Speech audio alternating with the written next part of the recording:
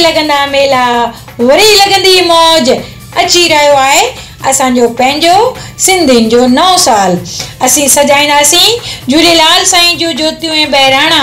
सिंधियत फाउंडेशन जे तरफ़ां तव्हां सभिनी खे हीअ कुर्बाइती कुट था ॾियूं त असीं मल्हाए रहिया आहियूं चेटी चंड जो मेलो।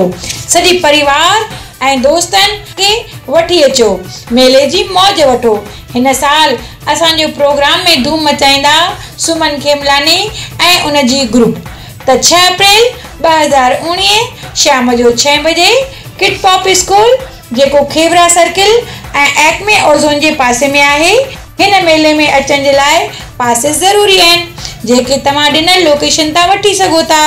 तव्हांखे हिन मेले जो बेसब्री सां इंतज़ारु आहे त विसारजो न।